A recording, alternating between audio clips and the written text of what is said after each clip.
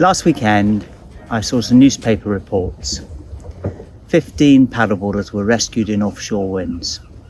So I thought it might be worth me investigating how and why this happened, to see why so many people needed rescuing in one go, and to see who it was that rescued them, where he was, why it happened, and maybe give people some pointers as to how to avoid needing rescuing in offshore wind. So I booked an appointment with the guy, Rob Wood, and he works from a beach down in South Devon, just between Paynton and Brixham. He does hire. He has an RYA training centre down there, and he hires out sit-on tops and more recently stand-up paddleboards. The rescues he effected were not on his candidates, they were on people who were visiting the beach, and in the headline he called them idiots. So I went down to see why he was doing this, why he used such language, and what his thoughts were on offshore winds and paddleboards. So this video contains a rundown of that trip and some pointers about how to avoid being caught in an offshore wind.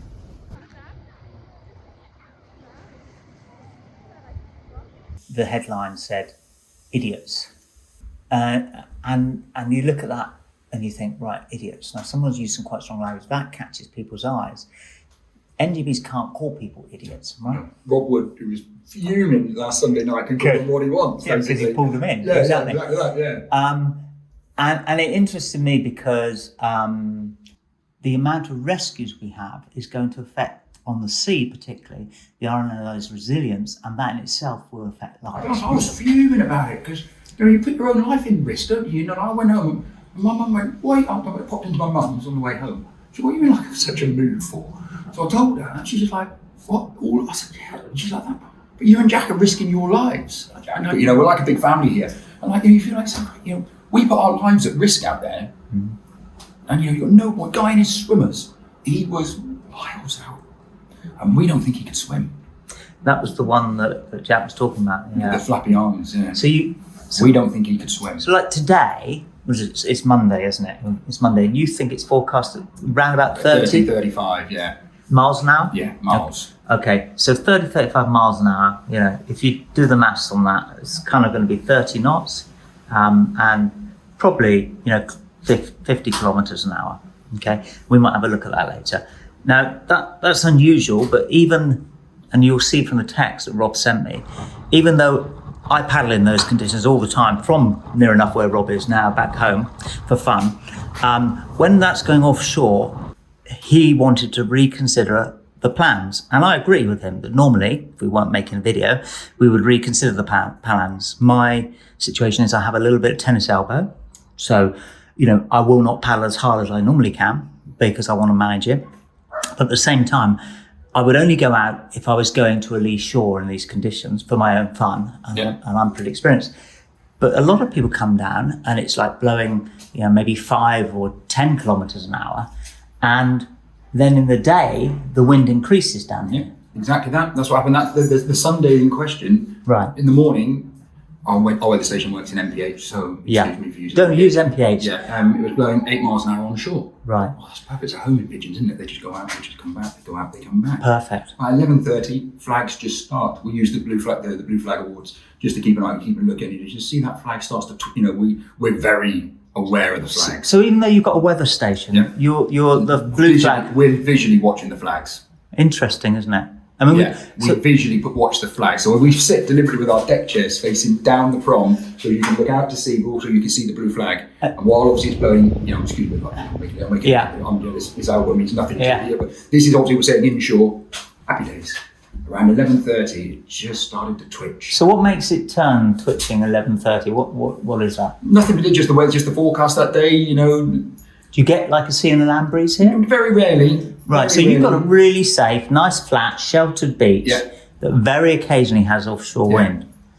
And then this day, it flipped. It flipped around 11:30, and the problem is there is a bit of a valley here. Yeah, I saw with the railway station. And it does fun. Like, is it I think is it the katabatic effect they refer to? Yeah, I think it is, yeah, they do. Yeah. Sailors love that. Yeah, the spelled with a K. Yeah, katabatic with a K. So it's the katabatic effect. It comes down Yeah. and it whooshes down the valley. Yeah. Up over it goes. There's a big building, the Venus building here in our office. It goes up over the top of that, and it's 7 times the distance, isn't it? Until it sets. It's 10. Is it 10? 10, You know, the old Ben Ainsley trick Yeah, messing that's everyone's it. wind up. Yeah, And, you know, yeah. not like when I'm angry. No. Ainsley. So, you know, you've got 10 times before that wind drops Yeah. back down again. Yeah. So you stand for the first 50, 100 metres. Don't feel it. Don't feel it. Now this Get 150 metres out to sea. There's like for us here. There's like a no-go. There's a go zone and a no-go zone. The people weather station at 3 p.m. reported a 34 mile an hour gust. Wow. 34 mile per hour on the weather On the weather station. station on the roof. So excuse me doing my crude maths, but that's 50k. 50k offshore. Which is straight kind of what we're getting today, actually. Straight offshore. Okay, so if we film it today, it's sort of a mirror effect, and Yeah, very similar it'd conditions. be nice if we could demonstrate that. Great. So these people are going out. You've stopped hiring because you have a limit to your hire, and they're going out because they own their own boards, most of which they bought In high, I'm leaving out the range and littles. You know, you The recognise usual. the Mistral. You know, let's be fair, we know the boards, don't Yeah, we? You know, yeah. You know, I don't want to knock anybody in the industry, but we've all seen the boards that are for sale. Well, Lidl are apparently within the retailer consortium that's agreeing to the safety advice, but so far I haven't seen any evidence of that.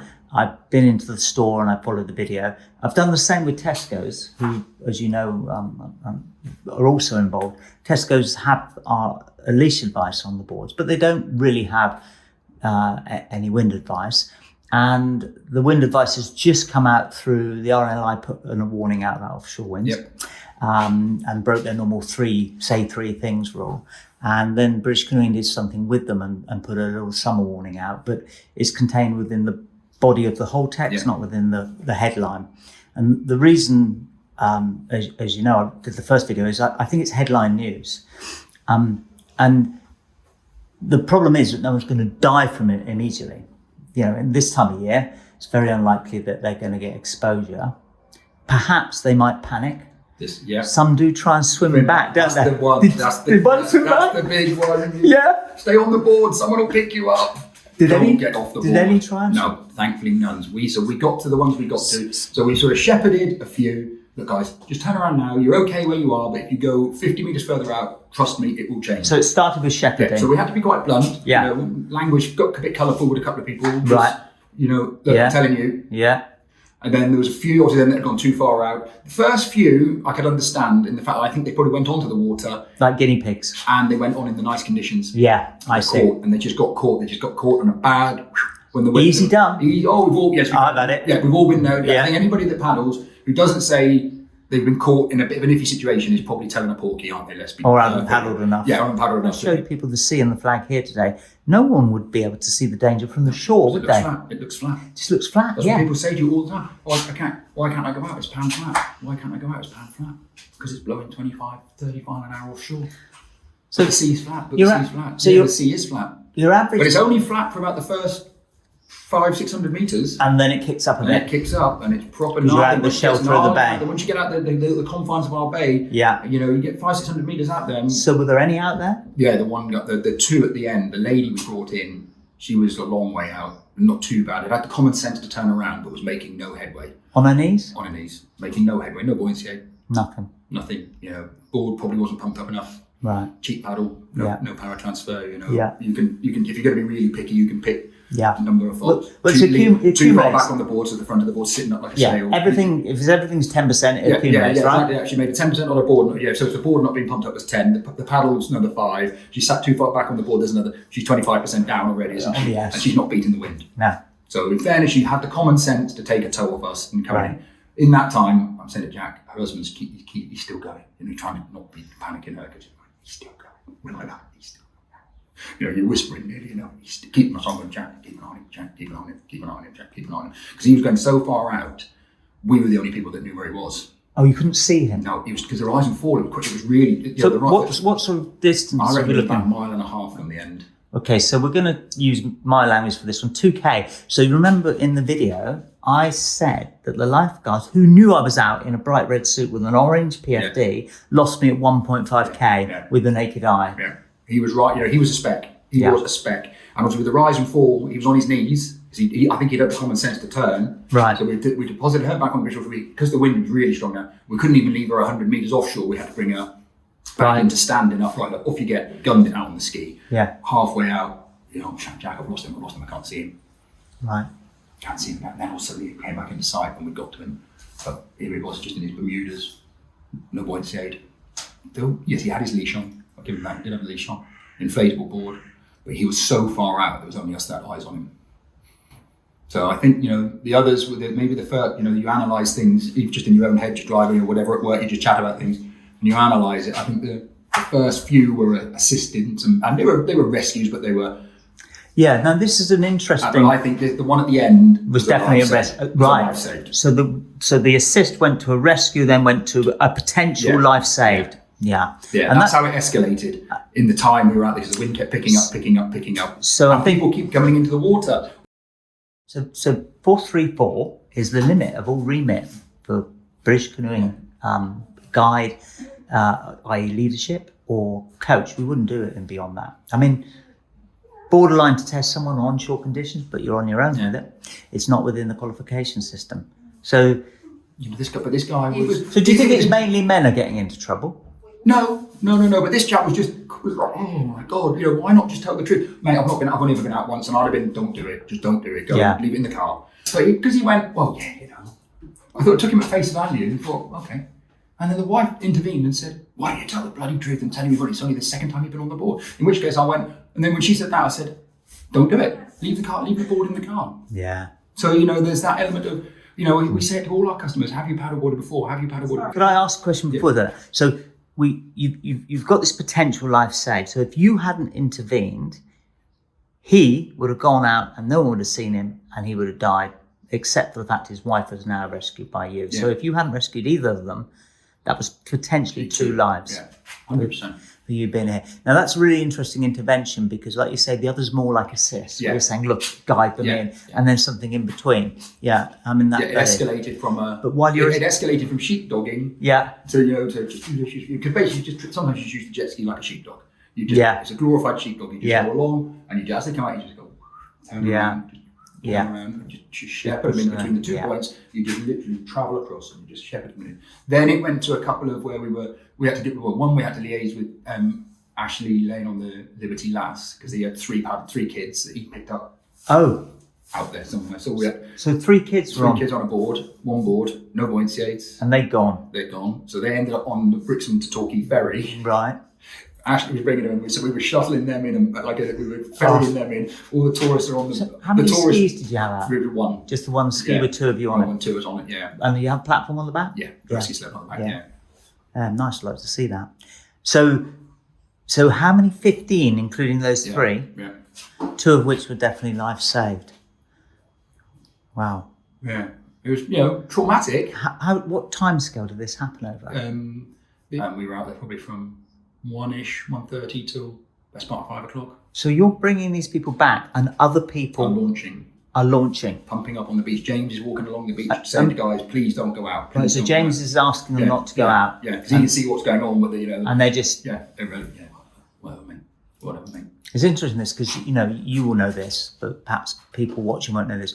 As a lifeguard, we actually have no power to make anyone do anything. We can just offer help and then stay beside them, but we can't force anything. You can only offer our advice, which 16 years of being at this one location. I've seen probably every weather pattern that can come along, and so you rely on the individual understanding they're in trouble to accept your help. To accept help. Yeah. So, that really brings it to life, Rob. That brings it to life. I'm seeing it in my eye now. So one of my ideas is maybe we could sort of recreate it, but with me. You're crazy. So your guide for someone who comes along to hire, what would be your maximum wind strength? 15 miles an hour, we'd be calling it a day at that maximum. And that's with craft? Yeah, it's maximum. Okay, so... And that's obviously with us watching them and that, we'd be really anything above, once it gets into double figures, so offshore, we're starting to get edgy. Then if maybe we know the person, then it's different. If I know them, maybe we've got customers who've been coming to us for 10 years. So some of them are experienced paddleboarders now. So you can be slightly not more leeway. You know their ability. Yeah.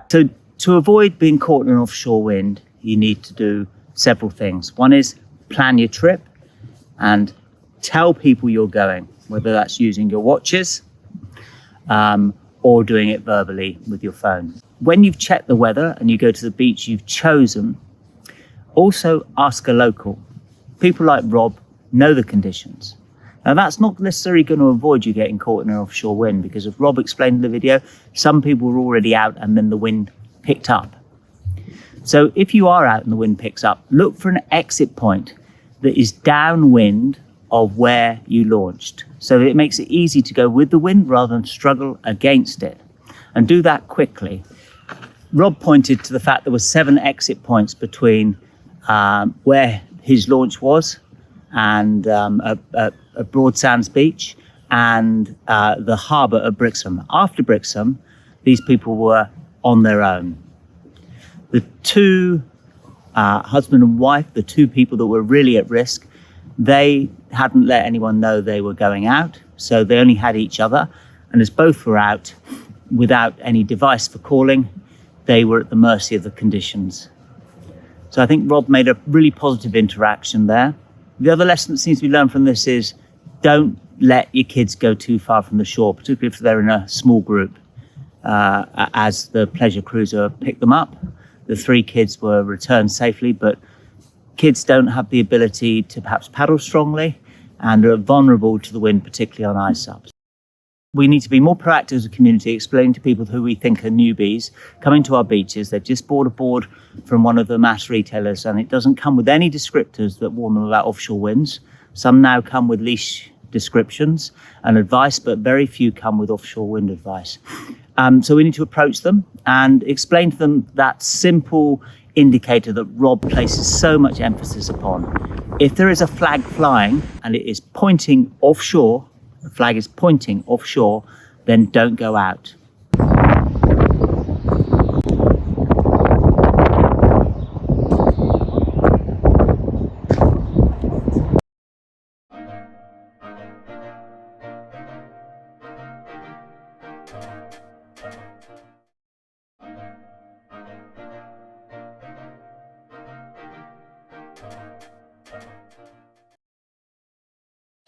Right, Jack, given today's conditions, what would you be saying to a prospective paddleboarder who you don't know? Never met him, got no idea who he is, got no idea if he can paddleboard, no idea if he's any good. Also, I would say, look at the wind, look at the sea, it's blowing out. Look at the flags there, blowing a hoolie there. And especially with paddleboarder as well, you're fighting it. If you're fighting it, I would turn back, because you can tell how windy it is from.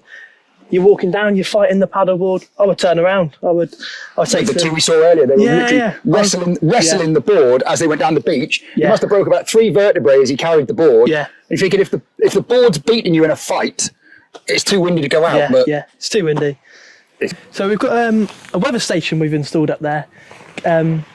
Links to our website, Broadsands Watersports.co.uk. Gives you the weather a week in advance, so you can check the weather when you come down, the conditions, if it's blowing offshore. So we've got the signs over there telling us offshore winds.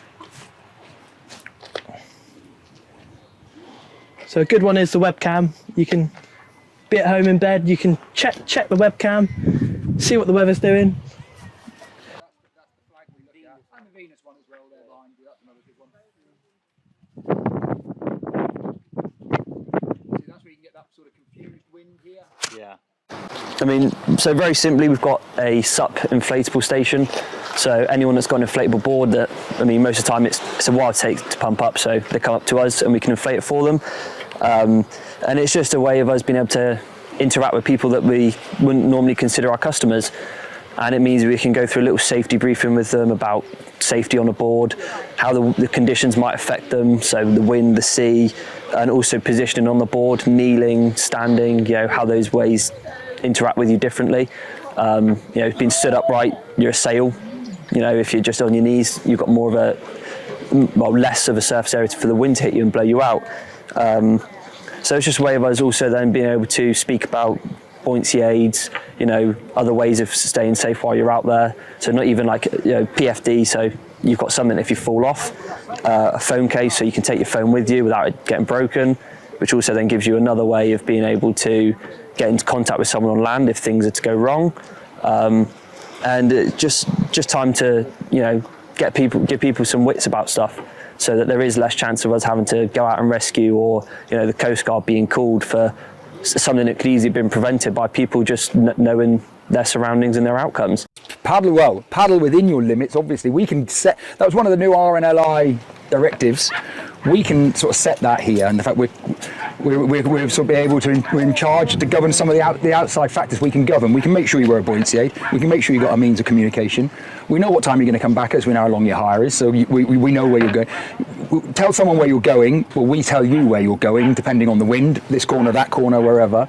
And paddle within your ability. Well, obviously on a day like today, if you were a complete newbie to the sport, we'd be saying don't paddle at all. So we can control those factors that are set by the RNLI. For us, really, once it gets above 10 miles an hour offshore, so 16k, we're starting to get wary. If it's onshore, and it's going to be consistently onshore, then What does onshore mean? means the wind's blowing basically from the sea back this way. We have to. I've become aware of that this year with our sort of, now that we're trying to be more proactive with the safety, with the inflation of boards, etc. We can't take for granted that people know what offshore and onshore means. So how do you explain it? We display it generally, you could point to the flags. If the flags are pointing inland, it's a good day. If the flags are pointing out to sea, it's a bad day. And that's our base. We have to use those visual flags because the general public aren't aware. Unfortunately, everybody hasn't got a level of knowledge, and you have to assume. Sometimes you can become blasé. But offshore, onshore, you and I know what we're talking about. Yeah. If you're on holiday, maybe from Birmingham, they have no idea. So we just use visuals. We use the flags. If the flag is basically pointing out to sea, it's a bad day. If the flag is pointing inwards, it's a good day. And then from there onwards, it depends really on the children. Small kids obviously have to go in a double kayak with a dad or mum, a grown bigger sister, whatever.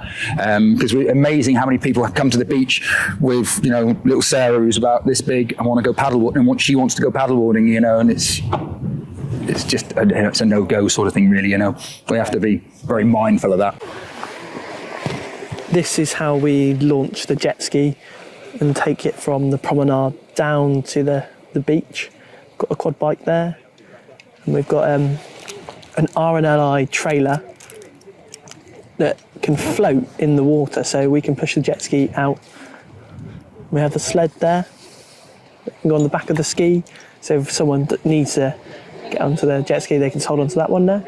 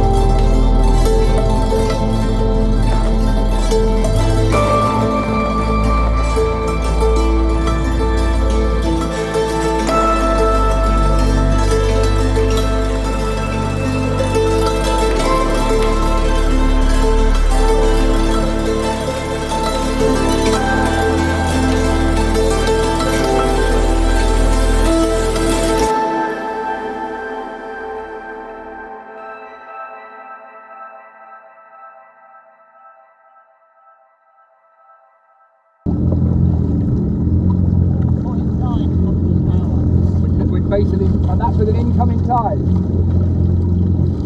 That's with the tide coming in as well.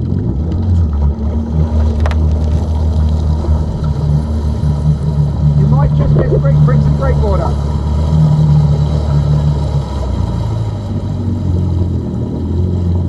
So you can see.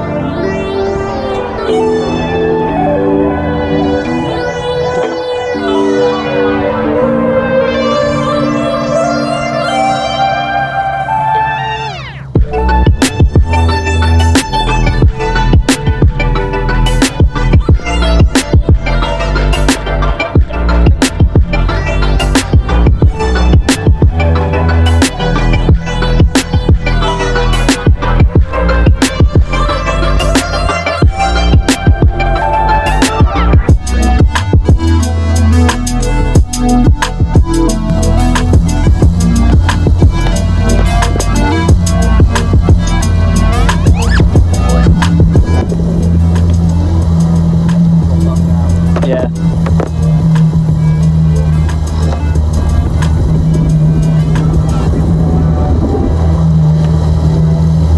I mean, think about how far he's already travelled in this time. All outward wind. Now we're getting into the nasty bit now. Yeah. Yeah, this is a point where it's no return for some people.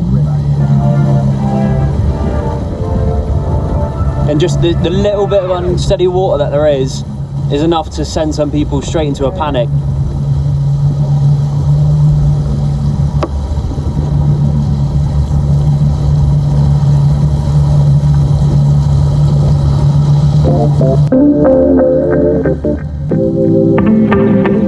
Splice original. Further out into this zone though. Probably around here where he started, so we're probably getting into that zone now. The thing is, Conditions were worse than this. Yeah, conditions were worse than this. he had no points yet as well. A lot worse than this.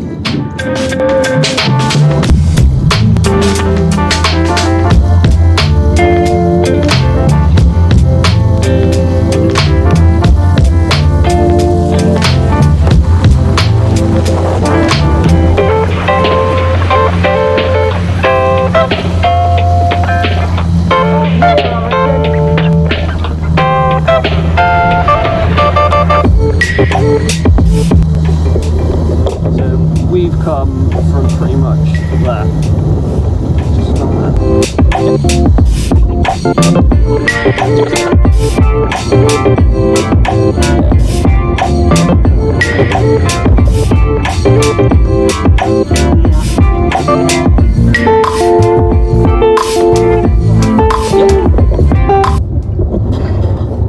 I'll do now. They're about to pay out, Rob. And this is where you think they were. That sort of zone. Right by the yellow markers, past Elderbury. Yeah, a little bit further maybe that way. See Brixham. Okay. That would have been his best port of call. Carry on, not fight the wind.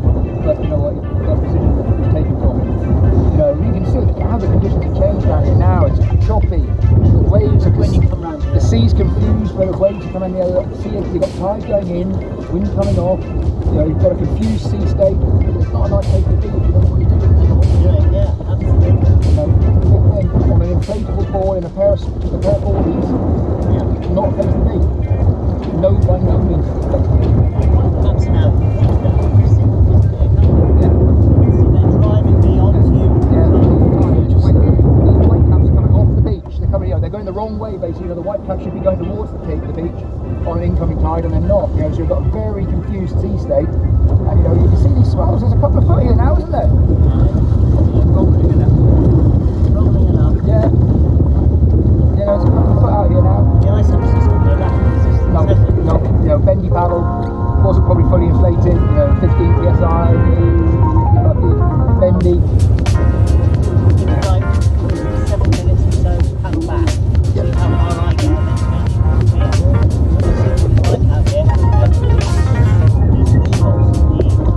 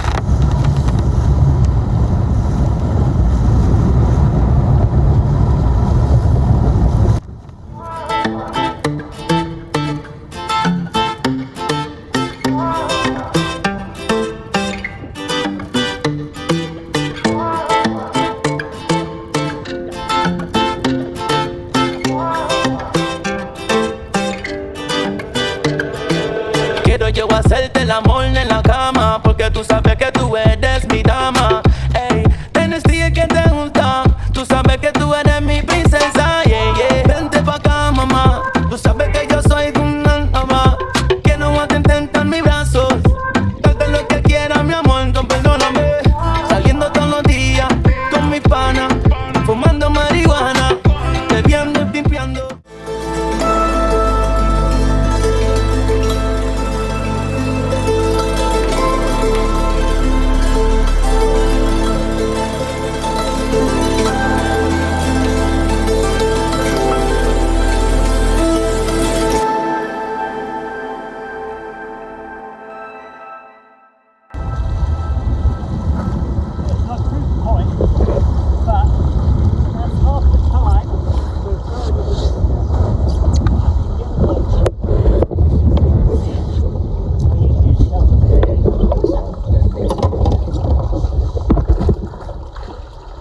So I've done half the time and made a third of the difference. So if I did double the time, I'd make a sixth of the difference Basically half the without getting more knackered. and more tired. And I think I'm at aerobic capacity the whole way through that. Yeah. Right, that's pretty substantial. So I'm just going to end that one. Okay, and save it. So now I can be your idiot. Maybe.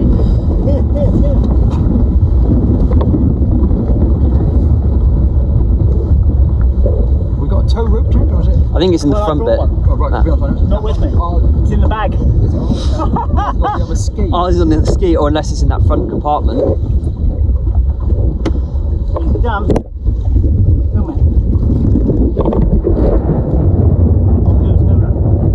You know, just because we're demoing it, Yeah. and I even brought a tow rope with me. It would be out of a job to get it out. Right, so let's imagine.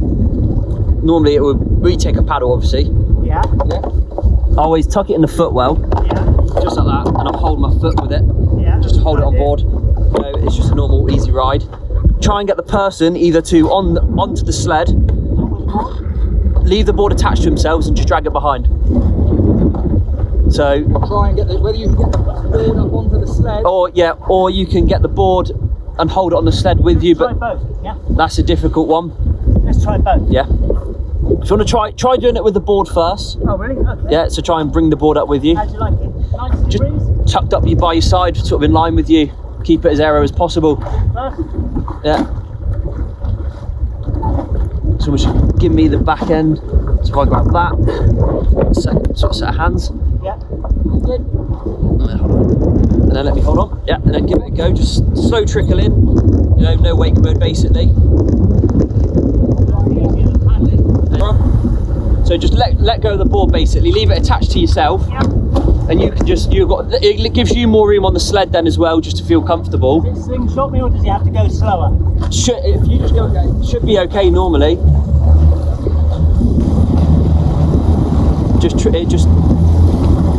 This way is easier normally, just because the board takes its own path Yeah. and there's less resistance on it. It will just suck along. Yeah. And with inflatables, it's also, you know, they're a lot lighter. They just bounce around. Oh, of course, yeah. You know. Yeah. As long as the tail's up, it's not going to sit down. Yeah. That's pretty good, eh? Yeah. Saliendo todos los días con mi pana, fumando marihuana, bebiendo y pimpeando, jangueando. Yo sé que eso a ti no te gusta. Tú y yo, en la cama tú y yo, quiero hacerte el amor. En la cama tú y yo, quiero hacerte el amor. En la cama tú y yo, hasta el amanecer, quiero hacerte el amor. Tú y yo.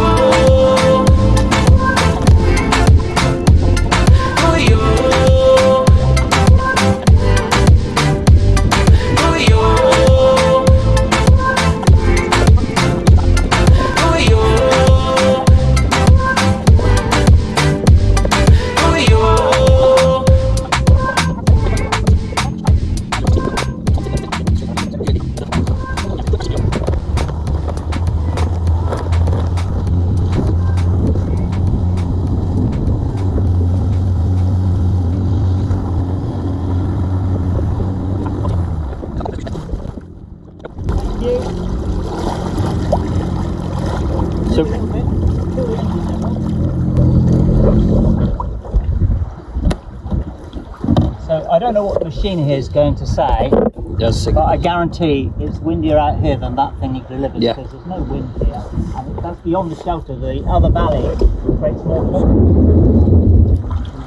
It's falling asleep, set.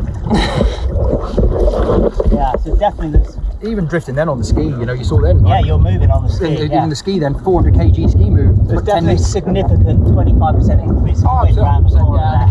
The thing is, the conditions change, don't they? Yeah. You've got, what, 3-4 inches of It looks like nothing. You've got 2 foot out there. But you'll be gone. And your difference is, we noticed on the way back in, the big difference between all our rescues were ice ups that day. Yeah. They were bouncing over the waves. You were cutting through the waves, so you had some impetus. You had some drive. That's because I'm so good. Well, that's what you said.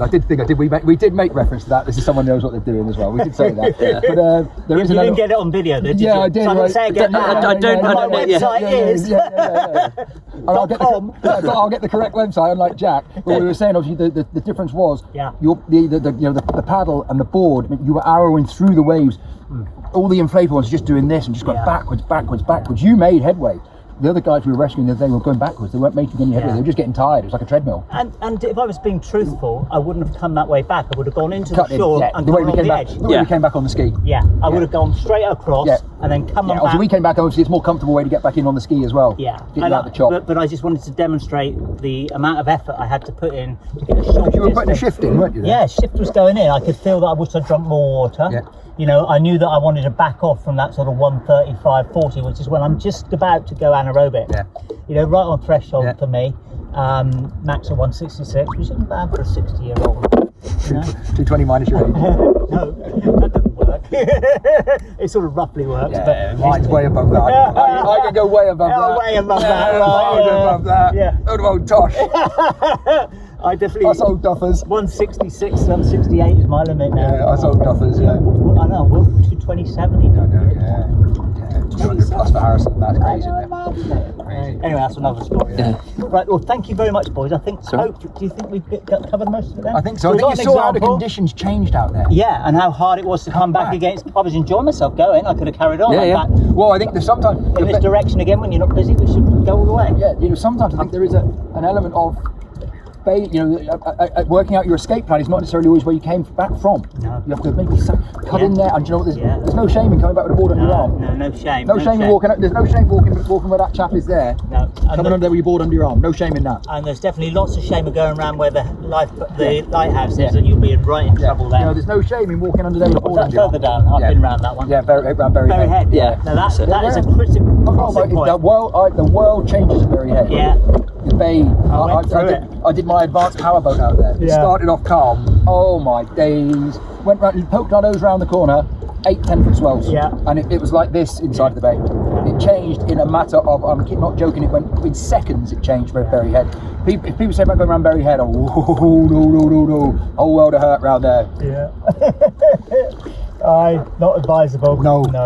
Thanks then, lads. That's really useful. We'll try and turn it into something constructive, eh? Yeah, absolutely. Right. And hopefully we'll get some pickup on it, and then we'll just have a little think about anything we might have missed. Yeah, we'll quickly go and get the ski on the trailer and get it up. Alright. If you send Jack, when you tell Jack to just jump on the tray on the quad and meet us down the Oh, bar you there. wouldn't I'll believe end this it. one. It took me about 8 minutes to get out there, but you can see from the ramping of the figures that it took a lot more effort to get back. I got about a third the distance back in half the time. Once you're offshore, your energy gets sapped. You can see from these stats, I had to put in a lot more energy. So it was nice to get a lift back, but for the inexperienced, that's not something they want to take on. If you got this far, thanks very much. It's a long old video. I hope you enjoyed it, and I look forward to hearing from you about your thoughts.